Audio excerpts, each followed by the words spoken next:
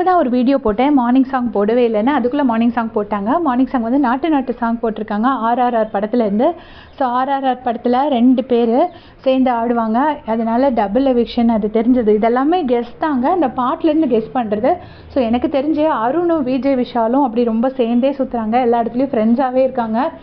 And 4 பேர் ஓட்டிங்கில் லாஸ்ட்டில் இருக்கிறதுன்னு யாருன்னு பார்த்தீங்கன்னா பவித்ரா, அருண், விஜய் விஷால். அப்புறம் தீபக் அண்ணா வந்து ஓட்டிங்கில் லாஸ்ட்டில் இல்லை, பட் ஸ்டில் இவங்க 3 பேர் கொஞ்சம் மெயினாக வந்து லாஸ்ட்டில் இருக்கிறவங்க. ஸோ இந்த 4 பேர்த்து இந்த 3 பேர்த்தில் தான் போவாங்க அப்படின்னு நிறைய பேர் சொல்லிட்டு இருந்தாங்க. தீபக் அண்ணாவை இடையில டேஞ்சர் ஜோன் அப்படின்லாம் சொன்னாங்க, பட் எனக்கு அதில் நம்பிக்கை இல்லை. கண்டிப்பாக தீபக் அண்ணாக்கு நிறைய ஓட்ஸ் இருக்கும், அவர் ரொம்ப டிசர்விங், அதனால் அவருக்கு நிறைய ஓட்ஸ் இருக்கும். சௌந்தர்யா, ஜாக்லின், முத்துக்குமரன்லாம் டவுட்டே கிடையாது. ஸோ அவங்க கிடையாது. அதனால் அருண், விஜய் விஷால், பவித்ரா தான் அந்த லாஸ்ட் 3 இருந்தது. ஸோ அருண் அண்ட் விஜய் விஷால் இந்த சாங் படி, மார்னிங் சாங் படி கெஸ் பண்ணணும்னா எனக்கு தெரிஞ்சு இவங்க 2 பேரும் எவிக்ட் ஆகிறதுக்கு தான் சான்சஸ் இருக்குது அப்படின்னு நான் நினைக்கிறேன். இருந்தாலும் ஓட்டிங் படி, நம்ம அன்அஃபிஷியல் ஓட்டிங் படி பார்க்கும்போது பவித்ரா தான் கீழே பாட்டமில் இருக்காங்க. ஸோ பவித்ரா போகிறதுக்கு தான் வாய்ப்பு இருக்குதுன்னு நான் நினச்சிட்டு இருந்தேன். ஆனால் மார்னிங் சாங் இப்படி ஒரு சாங் போட்டிருக்காங்க.